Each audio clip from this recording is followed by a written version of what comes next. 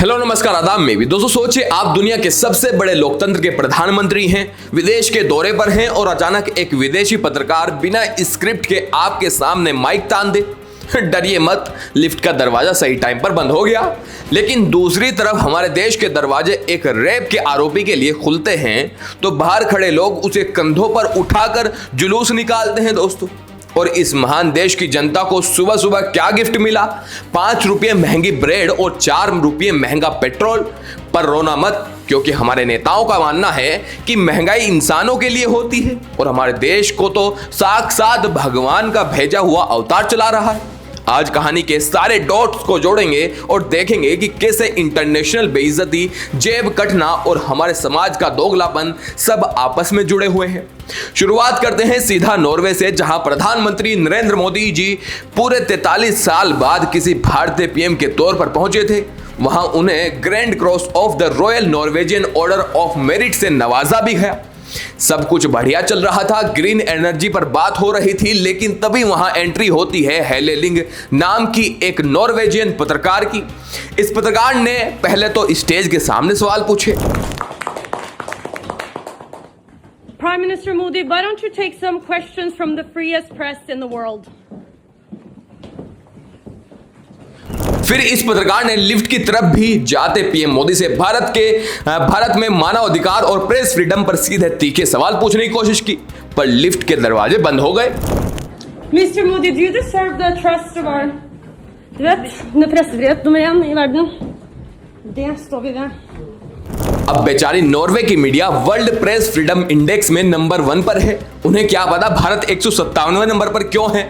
उन्हें कोई समझाओ कि हमारे यहाँ 11 साल से पीएम से सिर्फ यही पूछा जाता है कि आप थकते क्यों नहीं है, या आप आम चूस कर खाते हैं या काट कर। खैर, नॉर्वे वाले इस बात को नहीं समझेंगे क्योंकि उनके पास कोई दिव्य दृष्टि नहीं है। हमारे बीजेपी सांसद और एक्टर रवि किशन ने हाल ही में एक पब्लिक मीटिंग में साफ कह दिया है कि प्रभु ने मोदी जी को धरती पर भेजा है, वो सनातन धर्म के रक्षक हैं। यानी अब फैक्ट्स और लॉजिक की बात तो बिल्कुल ही मत करो भाई, सीधा भगवान का अवतार घोषित कर दिया जाए। अब जब राज सीधे भगवान के दूध चला रहे हैं तो आम जनता को थोड़ा बलिदान तो देना ही पड़ेगा ना। सुबह उठते ही जो ब्रेड आप चाय में डुबोकर खाते थे, मॉडर्न ब्रेड ने उसके बेसिक वेरिएंट पर 5 रुपये तक बढ़ा दिए हैं। वजह ट्रांसपोर्ट का खर्चा और पैकेजिंग का सामान महंगा हो गया दोस्तों। चलो, सूखी ब्रेड खाकर आप ऑफिस के लिए निकले तो सही, तो पता चलता है कि पेट्रोल डीजल के दाम मंगलवार को फिर से 90 पैसे बढ़ गए हैं दोस्तों। एक ही हफ्ते में ये दूसरी बढ़ोतरी है। इससे पहले शुक्रवार को सीधा 3 रुपये बढ़े थे। वजह बताई जा रही है कि वेस्ट एशिया का क्राइसिस। लेकिन सोशल मीडिया पर हमारे कुछ परम भक्त भाई इस पर लॉजिक दे रहे हैं दोस्तों। एक यूजर ने लिखा कि मुल्लों को टाइट करने के लिए इतना बलिदान तो देना पड़ेगा। जय श्री राम। मतलब भाई, पेट्रोल तुम्हारी गाड़ी में कम हो रहा है, जेब तुम्हारी ढीली हो रही है, पर तसल्ली इस बात की है कि पड़ोसी परेशान है। वाह।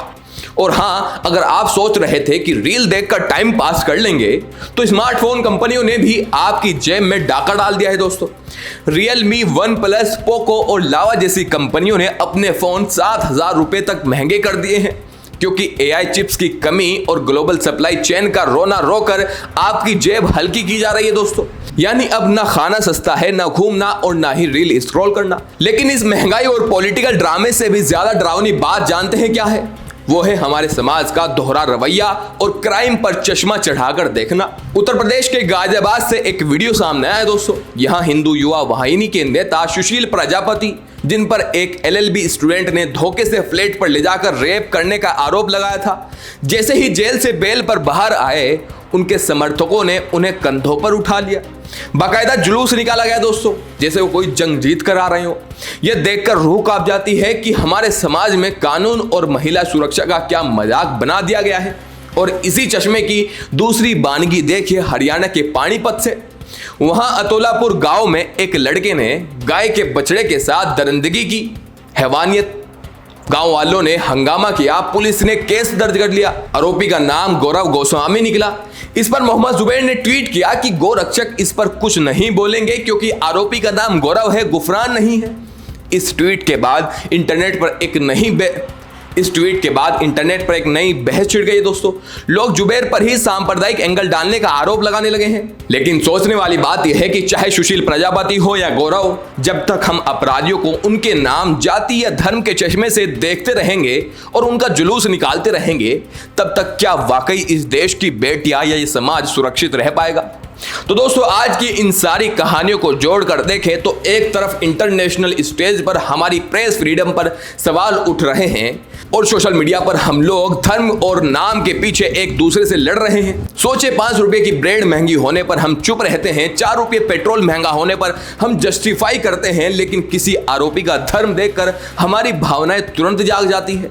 क्या हमें वाकई एक जागरूक समाज की तरह असली मुद्दों पर बात नहीं करनी चाहिए, या फिर हम सिर्फ अवतारों के भरोसे ही देश चलाते रहेंगे? आपको क्या लगता है, क्या भारत में वाकई प्रेस फ्रीडम कम हो रही है या विदेशी मीडिया जानबूझकर हमें टारगेट कर रही है? अपनी राय कमेंट सेक्शन में जरूर बताइएगा। वीडियो इंफॉर्मेटिव लगी हो तो इसे लाइक करें, दोस्तों के साथ शेयर करें और चैनल को सब्सक्राइब करना मत भूलना। जल्द लौटूंगा बड़ी बड़ी अपडेट्स के साथ, छोटी छोटी वीडियो के साथ, ताकि आप बोर भी ना हो। जय हिंद।